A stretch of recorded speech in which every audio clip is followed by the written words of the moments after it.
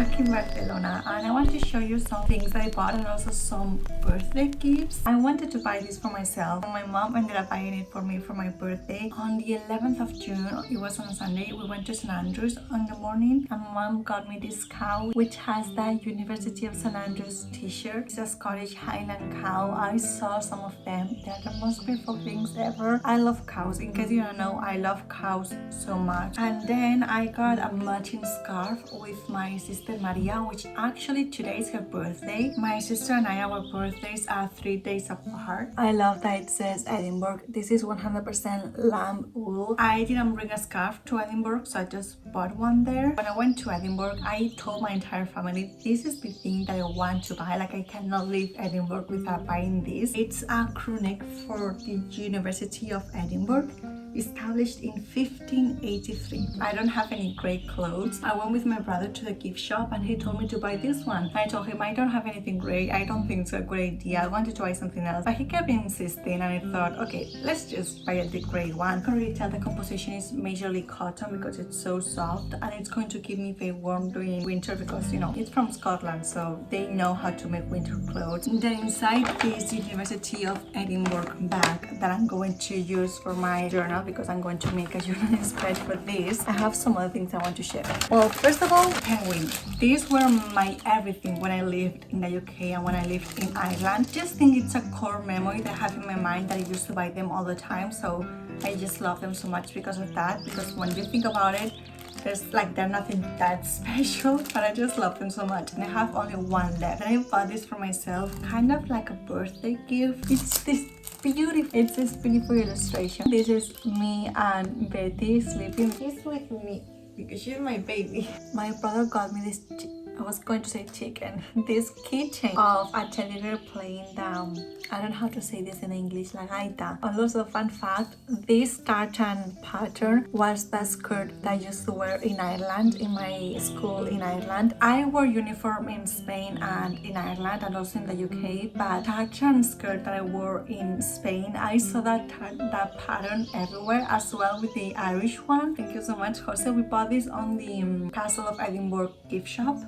Edinburgh Castle. Then from the University of Edinburgh gift shop, my brother got me this flag of the University of Edinburgh. They had it on green and on blue and I decided to get a green one. And the reason why he got me this is because he told me that he will get me this and he will lend it to me as long as I apply for a postgraduate on the University of Edinburgh. Got me this where you have all the planning for all the postgraduates. They have everything here. My university degree is from the University of Westminster, so it's very easy for me to apply to a British university since my degree is British. It's actually easier for me to apply to a British university than to a Spanish one. I don't know where we're going to go from here, but yeah, I don't know. This is a possibility. And then I have, oh shit, and then I have 2 amazing books. We went to Waterstones on Princess Street, which is a beautiful Waterstones. They have 3 different floors, and on the 3rd floor they have a cafeteria. On the last day we went there before going to the airport, and my sister told me that I could buy any book from the store and she will pay for it. So I got Hex by Jenny Fagan. This is about the witch trials in Scotland, so I thought it was more than fitting to buy this book in Scotland. Precious memory, and also that it's a gift from my sister. And then when I got home from Scotland, I saw that Rita had sent me this book. I just said Rita in a most Spanish accent. Rita had sent me this book. This is a Diary of Blood by Esther Gibson. I've been seeing this book for the longest time. The self-published edition is so beautiful, but this one, the more I look at it, the more I like it. I think it's amazing, and the good thing that I really like is the font. It's an amazing font. The older I get, the more I appreciate big font with big spacing. And she also sent me the sweetest note. Happy birthday, sweet angel. Thank you for always being a friend and bringing so much light to our community. Can't wait to meet you one day, de Rita Vicente. Thank you so much. Last year for my birthday, she sent me an amazing edition of Pride and Prejudice by Jane Austen. I'm just so grateful for everyone that I meet in this community. I'm very sensitive these days.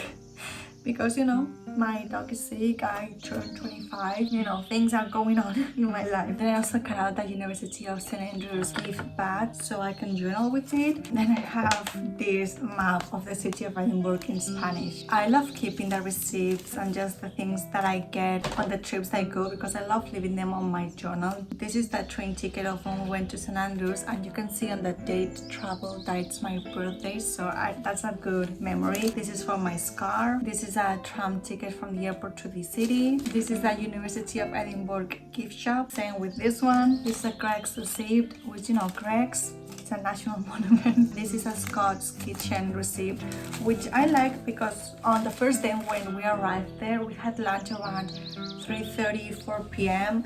and I thought there's nothing more Spanish than going like abroad and trying to have lunch somewhere at 3 p.m. and it was actually really nice. So okay, so those were the things that I got for my birthday and the things that I bought in Scotland. That trip to Scotland is something I'm going to remember for the longest time. I'm so happy that I decided to go somewhere for my birthday, and the fact that some of my family members wanted to join me, not every single one because you know, we're all adults and we have jobs and it's difficult. I had three of my siblings there and my mom, and it was such a good memory. We went to the Highlands, we went to St. Andrews, Edinburgh of course. I'm just so very, very thankful for that and grateful as well.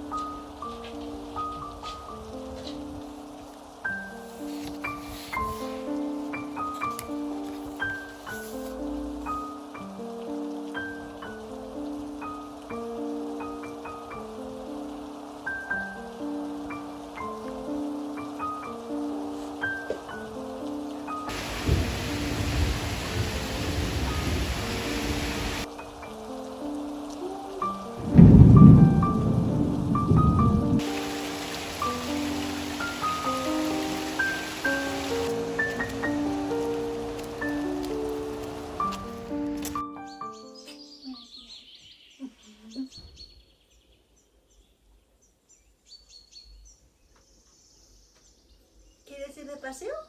Vamos a pasear. Paseo.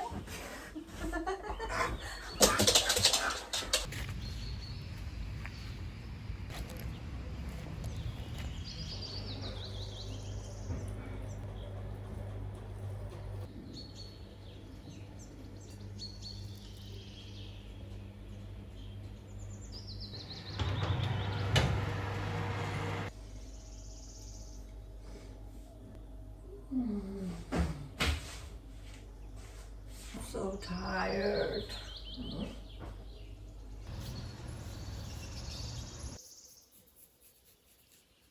La galteta que la tens penjant. One of this one. I think I'm gonna keep all of these for now.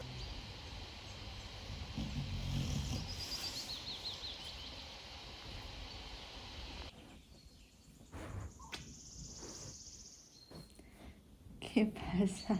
Bebote.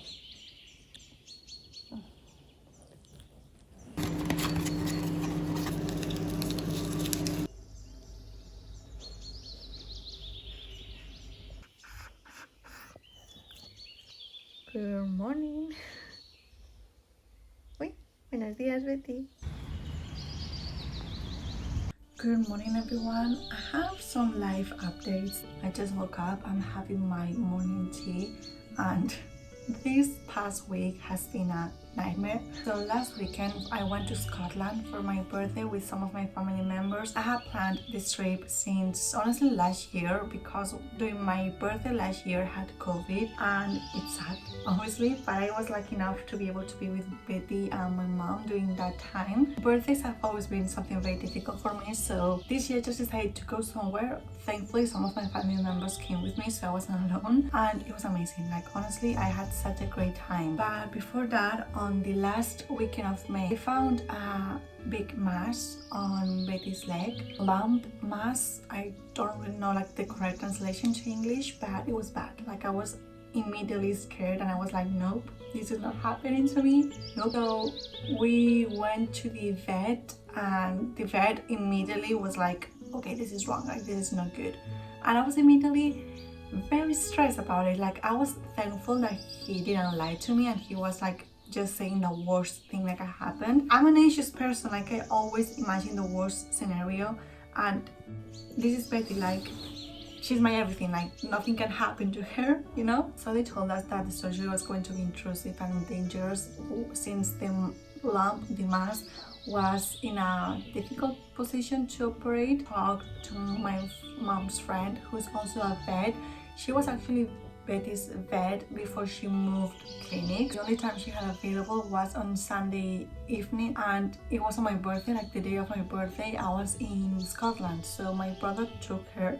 My brother called my mom saying like, this is not good, like she can barely walk. The vet said it's not good as well. And my mom, thankfully, like she's a mom, she knows how to deal with these things. She didn't tell me the day my brother called, because it was the day of my birthday. I was in Scotland, I wouldn't be able to do anything. It was on Sunday, and then we went home on Monday, and then on Tuesday my sister actually came for more support, and my mom and sister said like, the vet just said that get ready, this is not good, things are not looking good, just get ready for, you know, the worst thing, and just be grateful that you had been able to have these amazing years with her. And they were just basically saying say goodbye, and that fucking sad so much. But the vet thankfully wanted to operate her, just kind of do a biopsies and see how it's going, like maybe it's going to spread very slowly, maybe very fast, we didn't know. So this was on a Tuesday and they were going to operate her on a Friday. Those days were so fucking bad. Actually, when I was filming my Scotland haul, I cried in the middle of that haul, and I had to cut so much footage because I was just crying. When I showed the print of the, wait, I'm going to show you. When I showed this print, I started crying so much because I saw this in Scotland and I thought, this is me and Betty, like this is literally me and Betty, you know?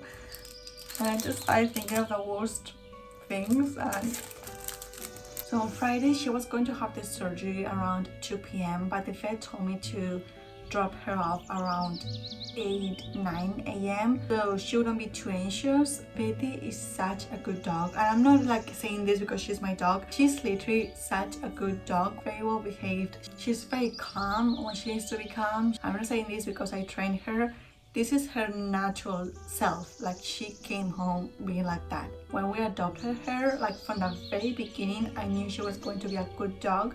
And Betty hasn't barked ever. She's been with me for over a decade and she hasn't barked ever. Like she doesn't make loud noises. She's the best. So on Friday, she was having her surgery. I was crying so much. I remember I was trying to have lunch and I kept crying while eating my salmon. Like I wasn't able to eat. I haven't really been able to eat this entire week. It has been terrible. So on Friday, the vet called and apparently the tumor was only a mass. Like it wasn't cancer, it wasn't a bad one. The tumor was 0.5 kilogram. It was massive. Like if you saw her leg, you would think that was a bad tumor because how massive it was. And since she had it on a bad part of her leg, it was very difficult for her to walk, and that's why she has been walking so slowly and so painfully for the past few months or weeks. I don't really know when she started developing that mass. I just saw it on the last weekend of May, and it pains me to think that she